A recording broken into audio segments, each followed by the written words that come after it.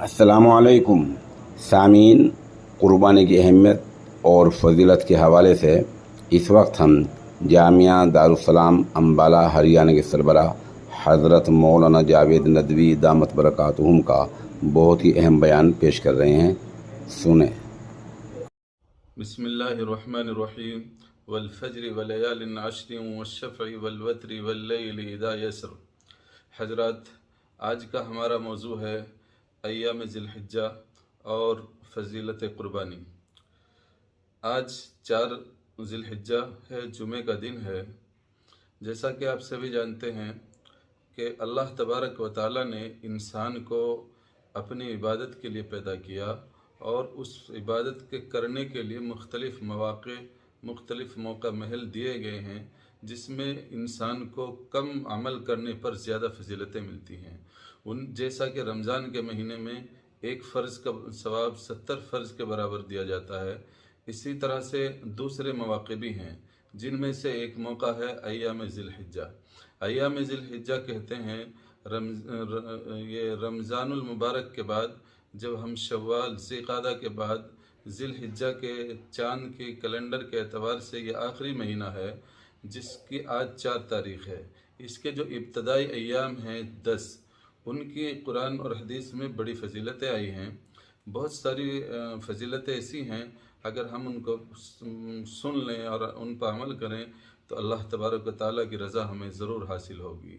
एक हदीस में नबी करीम सल्लल्लाहु अलैहि वसल्लम ने फरमाया कि जो शख्स इन अय्याम में एक दिन का रोज़ा रखता है, अल्लाह तबारक व तआला उसको 1 साल के रोज़ों के बक़दर सवाब देता है। इसी तरह इसकी रातें होती हैं, अगर इसकी एक रात में इस इबादत करता है इंसान और अल्लाह की रज़ा हासिल करने के लिए सजदे करता है, तिलावत करता है, दुरूद इस्तग़फ़ार करता है, तो हदीस में आता है उसको एक शब क़दर के बराबर इसको सवाब मिलता है। और आप जानते हैं कि शब क़दर के लिए पूरा एक आशरा आदमी को इंतज़ार करना पड़ता है कि किस दिन शब क़दर हो और किस दिन हो, आदमी को पशोपेश में रहता है। लेकिन इन अय्याम की और इन रातों की फजीलत में अल्लाह तबारक व तआला ने जो फजीलत बताई है कि एक शब क़दर के बराबर एक रात है, तो आदमी 10 रातों में 10 शब क़दर के बराबर इसमें सवाब हासिल करता है। इसी तरह इसमें एक दिन होता है यौम अरफा। इस दिन के बारे में आता है कि जो शख्स अरफा के दिन रोज़ा रखेगा, यानी 9 ज़िलहिज्जा को, 9 ज़िलहिज्जा हमारे यहाँ बुध का दिन पड़ेगा, चूँकि 10 ज़िलहिज्जा को बकरीद है, ईद उल अज़हा है, तो 9 ज़िलहिज्जा यौम अरफा का जो शख्स रोज़ा रखता है, अल्लाह तबारक व तआला उस रोज़ा रखने के बदले में उसके आइंदा 1 साल के गुनाहों का कफ़ारा कर देता है और गुज़िश्ता 1 साल के गुनाहों को माफ़ फरमा देता है। ये बड़ी फजीलतें हैं इन अय्याम की। फिर इन अय्याम के बाद जब 10 ज़िलहिज्जा आती है, तो 10 ज़िलहिज्जा का दिन कुर्बानी का दिन है, त्यौहार का दिन है, ईद का दिन है। अल्लाह के नबी सल्लल्लाहु अलैहि वसल्लम फरमाते हैं कि अय्याम ज़िलहिज्जा के बाद 10, 11, 12 यौम ईद उल अज़हा को अल्लाह तबारक व तआला को कुर्बानी का जानवर ज़बह करना सबसे ज़्यादा महबूब अमल होता है। हदीस में आता है कि जो उनके अल्लाह के महबूब अमाल में से जो सबसे ज़्यादा अमल उस वक्त उन दिनों दिया जाता है, वो जानवरों की कुर्बानी का है।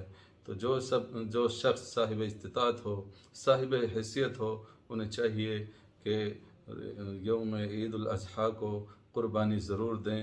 अल्लाह के नबी फरमाते हैं कि क़यामत के दिन ये इंसान अपने जानवर के सींग, बाल और खुर को लेकर आएगा और एक मीज़ान में रखा जाएगा, जिसकी कोई हम गोश्त को बहुत अच्छा समझते हैं, उसकी तक़सीम करते हैं, उसको खाते हैं, लेकिन कौन आदमी ऐसा है कि उसके बालों को, नाखून को, उसके खुर को रखेगा, जो हमारे एतबार से, हमारी दुनियावी लिहाज से हम देखते हैं कि वो बिल्कुल बेकार चीज़ है, बेजा चीज़ है, लेकिन उसको के बारे में भी हदीस में आता है कि उसको मीज़ान में रखा जाएगा और उसको उसके 70 गुना उसको सवाब दिया जाएगा। अल्लाह के नबी सल्लल्लाहु अलैहि वसल्लम की बड़ी हदीसें इस सिलसिले में आई हैं कि जब इंसान ईद के दिन कुर्बानी करता है, तो उसके जानवर के गोश्त कुर्बानी का خون زمین پر گرنے سے پہلے اللہ کے یہاں اس مقبول ہو جاتا ہے۔ اتنی فضیلتوں والا یہ عمل ہے۔ اللہ کے نبی صلی اللہ علیہ وسلم نے ایک بار پوچھا، اللہ کے نبی سے ایک بار صحابہ نے پوچھا کہ یہ قربانی کیا ہے اللہ کے نبی؟ تو آپ نے فرمایا سنت ابیکم، یہ تمہارے باپ حضرت ابراہیم علیہ السلام کی سنت ہے کہ ہمارے لیے اس میں کیا ہے اللہ کے نبی؟ آپ نے فرمایا کہ اس کے ایک بال کے بدلے میں نہیں کیا ملیں گی۔ تو اتنی بڑی فضیلتوں والا یہ عید کا موقع ہمارے لیے آ رہا ہے۔ ہم کوشش کریں کہ ان ایام کی، ایام ذی الحجہ کی بھی اور عید الاضحیٰ کے دن کی بھی جو اللہ کے نبی صلی اللہ علیہ وسلم کی فرمان ہے، ارشادات ہیں، ان پر عمل کی کوشش کریں۔